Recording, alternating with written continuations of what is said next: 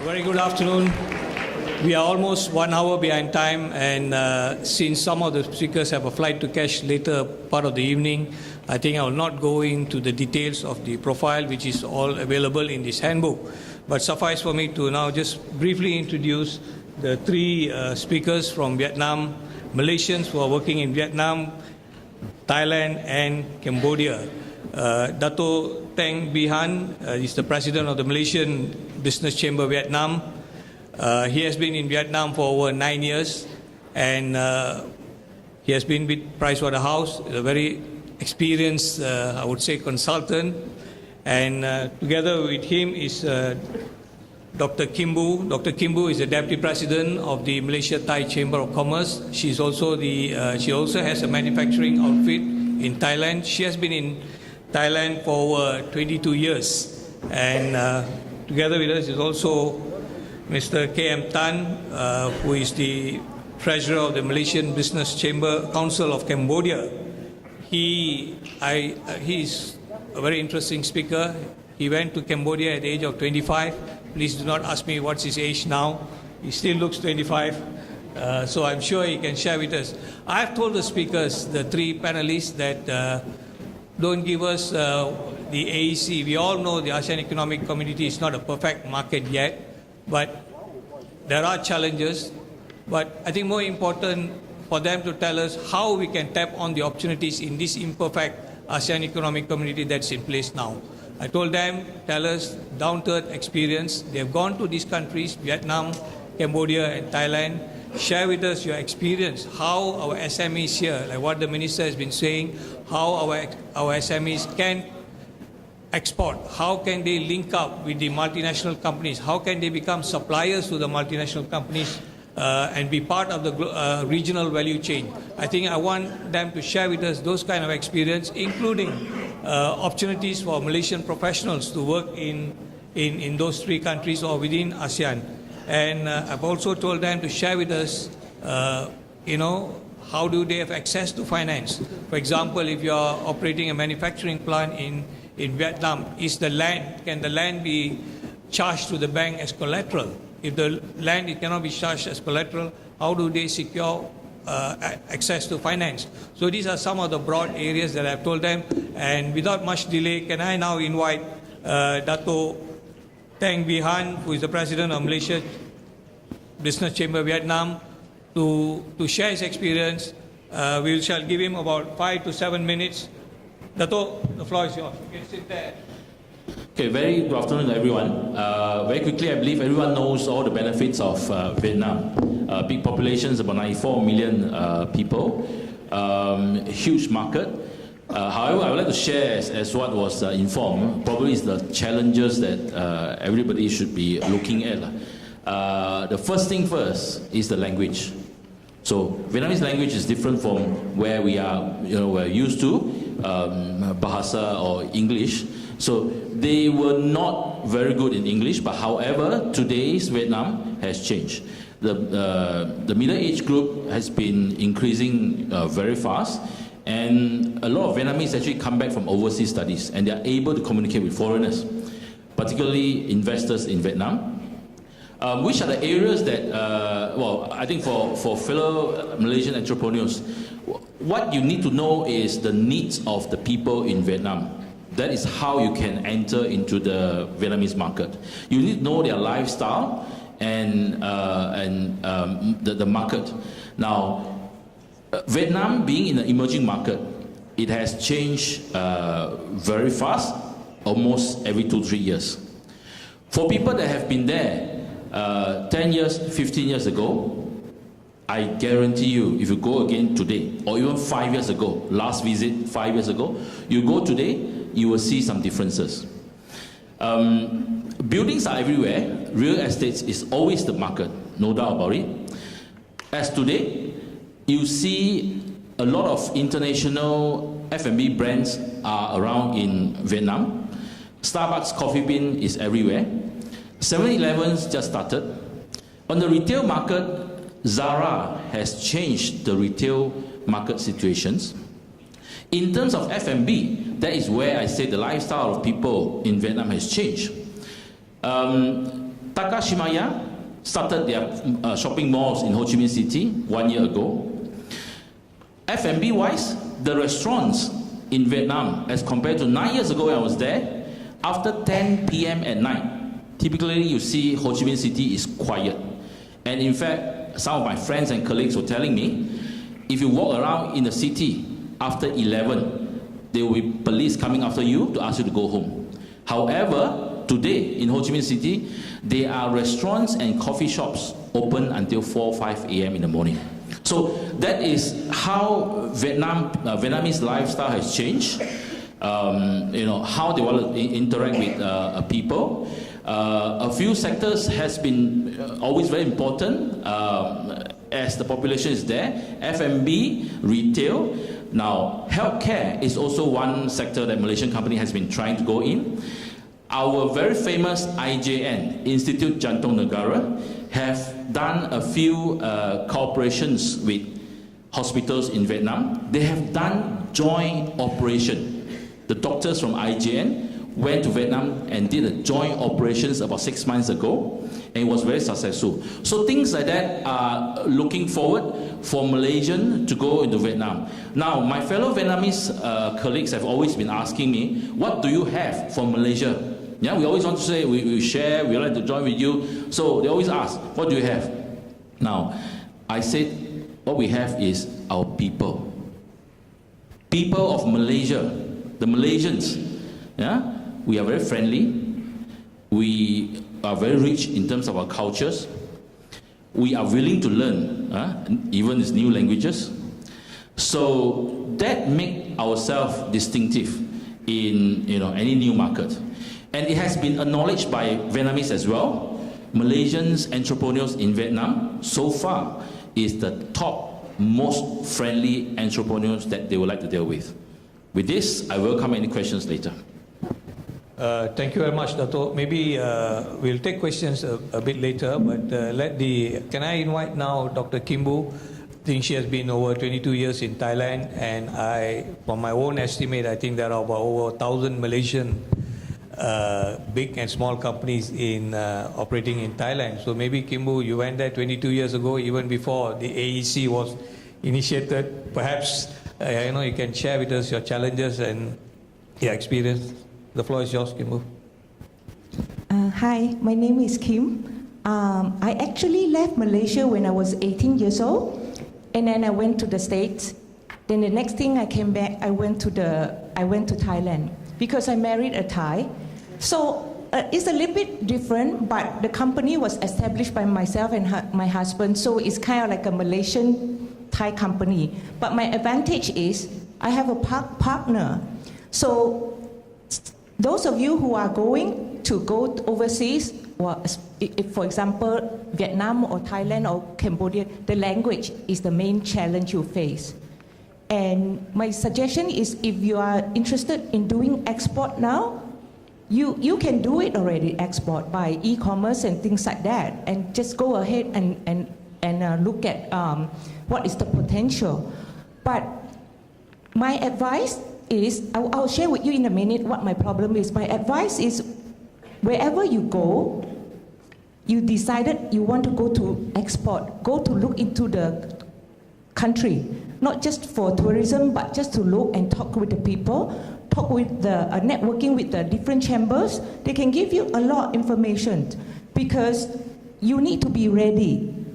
Financially, maybe you think you're ready to go there, but the challenge is not just financial.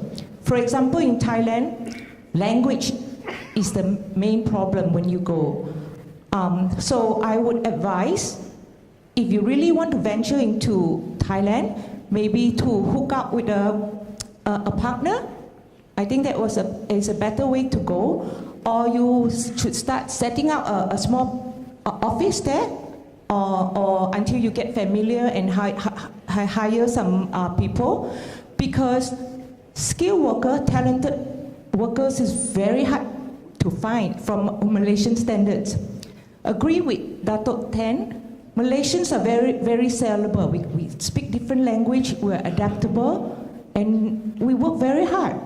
And so most Malaysians, if just by your capability, if you are ready, you should have no problem. But your language is an issue, so you need to work on find a way to overcome that. I went to Thailand, not able to speak Thai, and it's like a very handicapped. But in terms of your capability, other than that, I think you should be okay. Okay, financially, if you are okay, or with the government incentives and the bank, then maybe you should be okay there. The major problem is knowing the culture a little bit. It's very different. Like some of you that already been there know Thai is more generally more gentle. Culture-wise, if we make loud noise, it's a no-no. Things like that, they don't come back to work the next day. It's quite a shock. Today is still like that. But that isn't your main problem. Your main problem is get the language, find a partner you can trust, and then you start from there. Okay, and some problems, if you have financial problem, it's very hard to get funds. Even we have Malaysian banks there, but it's not easy. So that is a big challenge you will face. So I would encourage that anyone who wanted to go to anywhere, start joining up with the government delegations or joining up with trips that go to the country that you're interested, networking with the different chambers. We work very closely with MITI in Thailand. So any sector, not every sector is the strength of Malaysia to export there. So you should know which one is our strength. So please network with us or join with us so we can help you. That's my advice. I think Thailand has a population about 70 million, a lot more than Malaysia. The market definitely is bigger, and exporting is also bigger. And we have we have very strong agriculture. We have automotive and this such of business. So if you can support, or you tie up with a bigger company, or if you already have a customer there, then you should do it. Go export. Go to establish your business there. Okay, that's all I have. Thank you. Thank you, Dr. Khwee Khim Boo. Can I also now invite Mr. Tan who is our rep in Cambodia, and since he went there at the age of 25, for those of you who are not aware, we have about 5 or 6 Malaysian banks operating in Cambodia. So perhaps, Mr. Tan, you could also share with the participants here, whether when they set up a business, SMEs, if we want to set up a manufacturing arm there, will they be able to secure some form of funding from the Malaysian bank without much hassle, or they still have to get the funds from Malaysia? Perhaps that's one area you could touch on. The other is, of course, you could highlight the opportunities for Malaysian professionals in Cambodia, apart from, of course, the challenges and the opportunities that are available. Floor is yours. Thank you, Dato'. Selamat petang. Just as what Dato' said, I was in Cambodia in year 2000. And in fact, I was recruited by one of the big 4 international firms, and I'm chartered accountant by profession. So I landed there, the whole city, the first night, I look up from the window, it's all dark. So I just feel like being cheated. Anyway, just a show of hand, I think Cambodia is not the place that we feel very strange anymore. Any of you been to Cambodia so far? Yeah, I think most of us now heard about Angkor Wat. I think more famous maybe Naga Corp now, Naga World. Okay, anyway, so when I was there, at the age of 25, I go there because I went through 3 stages. In fact, I want to share the personal experience as to address the topic that Dato' want me to bring out. So when I was there, shocked in the way that the people behave differently, but the one that I feel lucky as compared to my counterpart is in Cambodia, most of the young people there, they speak English. So we do not have language barrier. So we can work with them easily. But the thing is, I was difficult to train them because we always find that when he say yes, we end up is no. So that's a common problem I had. And then I just want to give 2 examples that make me that I want to go back.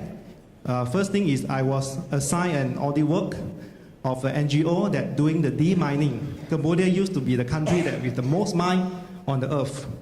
And then I was fetched by one driver, somehow maybe it's a new driver.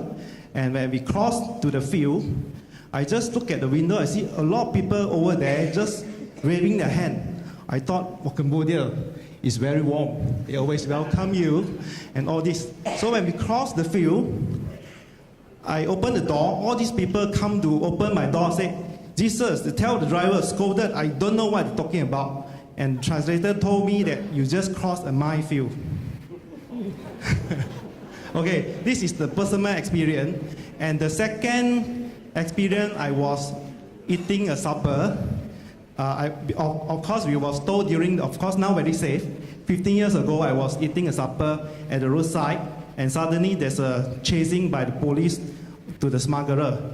And the police and the smuggler just opened fire in front, 50 meters in front of me. I just hiding in the car. So these 2 things make me want to go back. But there's one thing make me realize that as Malaysian, we can do something there.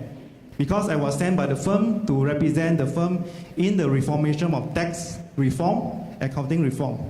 And I was in the first meeting when I was asked to speak, as speaking in front of Minister of Finance. I was at the age of 26. And my recommendation, in fact, is being put inside an agenda. So that made me think that, and then I started to do study. I noted the whole Cambodia, there's no CPA association. There's only 10 qualified accountants in the whole country, as compared to 20,000 CPA in Malaysia in those days. So I start to adapt myself,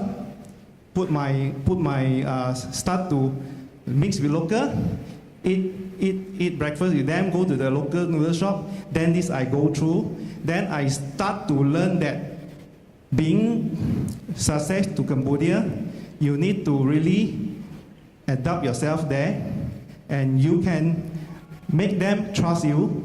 And like what Dato said, now Malaysia is already grown to the, I think we used to be #1 investor in the country since '94, and overtaken by Korean and also by China. But at this moment, we can proudly say Malaysia still the #1 investor income of private sector, because China and government allow G2G projects. So we are in every sector. We are in banking. We have 5 banks there. We own insurance company there. We have Naga. We have power plant. We are in healthcare. We even smaller to the mama store. So Malaysians have been regarded as a brother in the eyes of Cambodia. I think we have a lot of obstacle issue, but I think we need to be very patient to go through them. And then at the end of the day, what I can say is there's only the attitude of yourself make the difference. Yeah, thank you.